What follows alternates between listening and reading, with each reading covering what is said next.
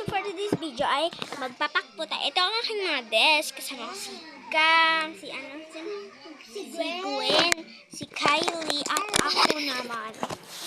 So kahit makita nyo na yung face namin, pero ay ako pa rin. Sila na mag-face reveal. Mag-face reveal na ba kayo? Okay. Ikaw, gusto mo mag-face reveal? Ay ako. Sige, ikaw na lang.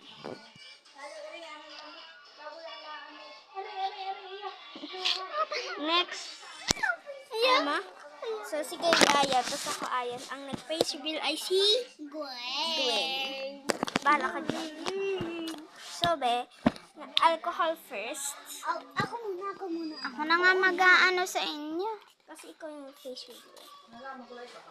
Pag nag-face reveal siya, mag-aano ng cellphone. Ayos ko lang. Guys, ano siya? Mayroon kaming papakita sa inyo. Ano yun? Ito, di ba may bago na ako ganito? So, meron na akong bagong belong. Cutter, may bagong bilog na siya. Dati kasi wala akong ganito kasi hindi ako pinapayagan ng magulang ko. Gunting-gunting lang ako, Pero nung pinayagan ko na. Ngayon nga ako, grade 3, pinayagan ako. Grade 3 ko na.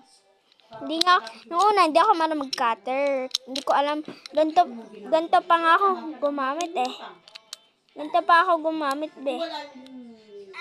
Ganito pa ako gumamit. Ganyan pa ako gumamit. Pero nung una, alam mo na, kaya mo na. Ganyan pa ako gumamit, ginaganto ko pa yung... ang ingay nyo! Tigil na kayo, mapapagalitan ko yung Stefan. Alam niyo ba guys, bias na bias ko ang Sangre and si Jillian Ward sana nandun. Tapos si Kylie Padilla. Napaka-fans ko talaga sila. Tapos si Sanya Lopez. Tapos si Gabby Garcia. Tapos si Glyza. Tapos si Kylie Padilla. So, yun yung mga Sangre.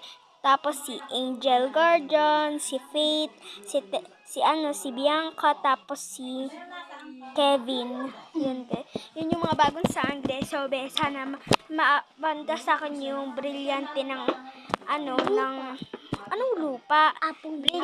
Brilyante ng hangin. Tapos sana makasali ako sa Encantadia Chronicles. Nandito lang po ako sa Barangay